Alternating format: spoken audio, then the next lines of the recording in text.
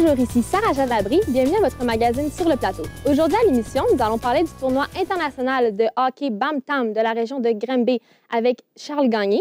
Nous parlerons de la professionnalisation de la Ligue nord-américaine du Québec avec Rémi Tanguay. Nous parlerons également avec Rémi Tanguay, oui. Pour sa part, Xavier Damon nous parlera d'Eliott Héroux, un champion canadien en athlétisme. Nous parlerons également avec Raphaël Boucher au sujet d'Emmanuel Bandoumel, un joueur de basket québécois qui fait ses preuves aux États-Unis. Et nous débuterons l'émission avec Marc-André Hamel qui nous parle d'un joueur de hockey attaquant du Phoenix de Sherbrooke qui se démarque présentement dans la Ligue de hockey junior majeur du Québec. Donc, bonjour Marc-André. Bonjour Sarah-Jeanne. Marc-André, tu nous parles d'un attaquant du Phoenix. Est-ce que tu peux nous en dire plus? Oui, exactement. Je vais vous parler de Benjamin Tardif. Il a été repêché en deuxième ronde par le Phoenix de Sherbrooke en 2016 dans la Ligue hockey junior majeur du Québec. Et en date du 6 novembre dernier, Benjamin était le meilleur pointeur de son équipe. Il figurait parmi les 15 meilleurs joueurs dans toute la Ligue pour les mentions d'aide. C'est très bon pour lui puisque Benjamin n'est pas un marqueur. C'est un joueur qui travaille extrêmement fort sur la glace à chaque présence. Un joueur qui est très intense. Bref, les résultats sont mérités pour lui. On n'a pas été habitué de le voir autant productif. Est-ce qu'il y a une raison de son succès cette année? En fait, il m'a dit qu'il a travaillé sur ses faiblesses et ses forces durant les dernières années, donc il cherchait toujours à s'améliorer. Aussi, il m'a dit que l'entraîneur-chef du Phoenix de Sherbrooke, Stéphane Julien, a confiance en lui, donc il a beaucoup plus de temps de jeu que les dernières années. Puis Benjamin vient de Montréal. Est-ce que ça a été difficile pour lui de s'adapter à une nouvelle ville, Sherbrooke, à l'âge de 16 ans? Oui, ça a été extrêmement difficile d'arriver dans une nouvelle ville dès l'âge de 16 ans. Évidemment, il ne connaissait personne. Sa famille lui manquait énormément, mais aujourd'hui, il se sent beaucoup plus à l'aise. Et est-ce que son style de jeu a changé depuis les dernières années? Non, il m'a dit qu'il n'a pas changé. Il demeure toujours un joueur physique qui amène de l'énergie sur la patinoire. Il soutient ses coéquipiers, que ce soit à l'attaque ou à la défense. Le seul point qui est différent de Benjamin aujourd'hui, c'est qu'il amène un rôle de leader dans la chambre et il m'a dit qu'il prenait ce rôle à cœur. Et si on parle de son futur, est-ce qu'il envisage une carrière au hockey ou il a d'autres options? Évidemment, le hockey, c'est son objectif. Comme la plupart des joueurs de hockey, il vise la Ligue nationale. Mais il m'a mentionné qu'il serait prêt à aller jouer en Europe. Et si le hockey ne fonctionne pas, son autre option serait de devenir enquêteur pour la Gendarmerie royale du Canada. Et rapidement, est-ce que Benjamin a une place importante dans l'équipe? Son rôle, c'est vraiment d'aider les plus jeunes à se développer comme il a fait dès l'âge de 16 ans. Bon, merci beaucoup, Marc-André. Merci.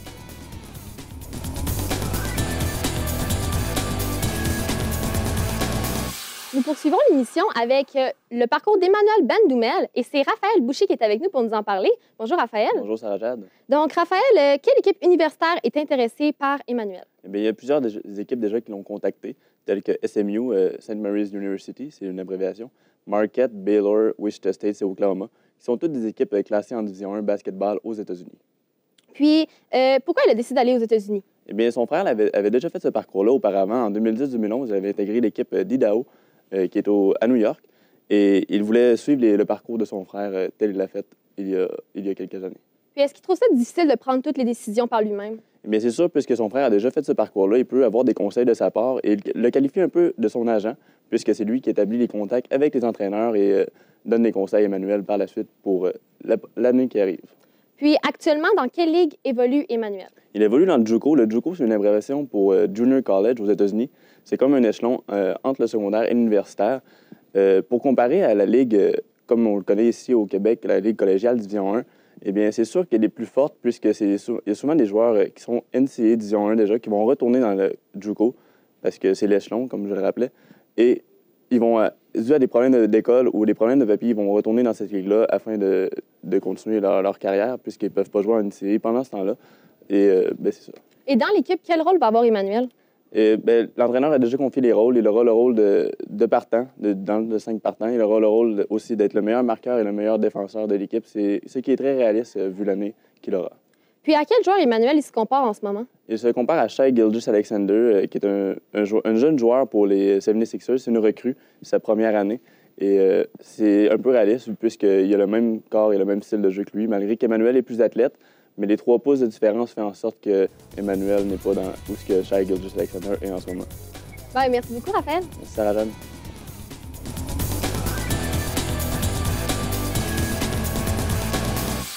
Je suis maintenant en compagnie de Xavier Diamond qui vient nous parler d'Elliott Héroux, un champion canadien en athlétisme. Bonjour Xavier. Bonjour Sarah-Jade. Oui, effectivement, je vous parle d'Elliott Héroux, un jeune homme de 17 ans, originaire de Shawinigan-Sud, en Mauricie, qui a vraiment connu une évolution fulgurante au cours des dernières années dans son sport, l'athlétisme, mais plus précisément la course à pied. Puis, dans quelle épreuve il performe le plus? Durant l'hiver, Elliott performe surtout dans les épreuves de demi-fond, donc le 800 mètres, le 1500 mètres et le 2000 mètres steeplechase. Steeplechase qui consiste à franchir des haies suivies de bassins d'eau, qui sont communément appelés des rivières dans le langage de l'athlétisme. Durant l'été, Elliott ajoute à ces trois disciplines le cross-country. Puis depuis quand il court? Depuis qu'il est jeune, Elliott adore vraiment le sport, c'est sa passion, mais depuis 6 ans, il se consacre vraiment plus intensément. Cet hiver, il entame sa 4e saison en tant que membre du club de course Zenix, dont il est vraiment très bien encadré avec des entraîneurs d'expérience où il peut vraiment progresser. Puis a-t-il connu une bonne saison cet été? Oui, effectivement, il a connu une excellente saison, même la meilleure jusqu'à présent dans sa jeune carrière. Il a remporté 3 médailles d'or aux championnats provinciaux et 3 autres médailles d'or aux Jeux du Québec de Ted for Mind. Oui. Sa meilleure performance reste toutefois sa 2e position au championnat canadien au 2000 mètres steeplechase, dont il est vraiment très fier. Puis malgré toutes ces belles performances-là, est-ce qu'il a vécu des moments plus difficiles cette saison? Oui, effectivement, il a manqué la sélection canadienne de seulement 2 positions en juin dernier pour participer à une course en Jamaïque. C'est sûr que sur le coup, Elliott était très déçu, mais ça l'a plus motivé à devenir encore meilleur cet été. C'est qu'il a réussi sans aucun doute, puisqu'il a réussi à battre ses records personnels dans chacune de ses 4 disciplines. Puis si on parle de son futur, quelle place va prendre l'athlétisme?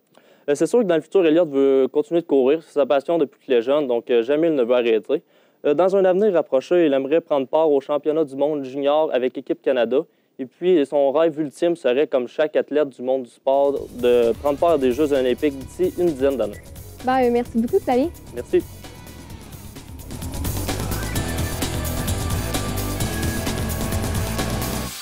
J'ai maintenant à mes côtés Rémi Tanguay. Rémi vient nous parler de la professionnalisation de la Ligue nord-américaine du Québec. Donc, bonjour Rémi. Bonjour Sarah-Jade. Rémi, peux-tu nous expliquer plus en résumé, c'est quoi la Ligue nord-américaine du Québec? Donc, en résumé, la Ligue nord-américaine de hockey, c'est une ligue qui est dite semi-professionnelle qui existe depuis 22 ans au Québec. Puis, en 22 ans, en quoi la Ligue elle a changé? En 22 ans, la Ligue a beaucoup changé. Elle est vraiment devenue moins violente, il y a moins de coups vicieux, il y a vraiment moins de bagarreurs, de nombre de bagarreurs par équipe. Et il y a de plus en plus de joueurs professionnels qui viennent d'un peu partout dans le monde qui se sont joints à la Ligue depuis une dizaine d'années. Puis il y a un grand changement qui s'est fait au niveau des dirigeants cet été. Est-ce que tu peux nous en parler un peu? En effet, il y a eu l'embauche d'un nouveau commissaire, Jean-François Laplante, qui est un ancien joueur de la Ligue, qui a gagné d'ailleurs 3 fois comme champion des séries éliminatoires. Et sa vision de la Ligue a fait en sorte qu'il a été voté en majorité par les dirigeants et les propriétaires de chacune des équipes de la Ligue. Est-ce que tu pourrais nous dire un changement important que ce nouveau dirigeant-là a fait? Le plus gros changement qu'il a fait est sans contredit la création du site Internet lnh.tv où on peut voir à peu près toutes les parties en web diffusion ou en rediffusion des parties de la Ligue nord-américaine. Et il a ajouté les reprises vidéo en tout temps en saison régulière et en séries éliminatoires. Puis toujours en ce qui concerne la professionnalisation de la Ligue, y a-t-il de nouveaux projets que le commissaire voudrait mettre en place? À très court terme, il veut vraiment augmenter le nombre d'équipes à 8, mais à plus long terme, vers 5-10 ans, c'est vraiment le chiffre de 10 qu'il veut vraiment viser. Mais son but reste tout de même pareil, c'est de donner une image professionnelle de la Ligue tout en améliorant la visibilité pour développer de nouveaux marchés. Puis rapidement, est-ce que tu pourrais nous expliquer qu'est-ce que les nouveaux dirigeants de l'équipe ont trouvé de la nomination? Lors de mon entrevue que j'ai faite avec M. Marc Boivin, directeur général des Marquis de Jonquière, il m'a dit qu'il a été très impressionné par tout le travail que Jean-François a fait depuis qu'il est entré en poste et il croit qu'il va apporter beaucoup à la Ligue dans le futur. Merci beaucoup, Rémi. Merci.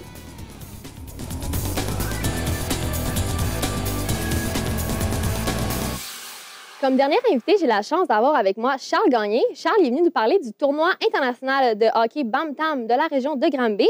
Bonjour Charles. Bonjour. Est-ce que tu pourrais nous parler des nouvelles catégories qui vont être ajoutées cette année au tournoi? Oui, en fait, cette année, il y aura une nouvelle catégorie féminine de classe 2A qui rajoutera beaucoup de mixité au tournoi international Bantam de Granby.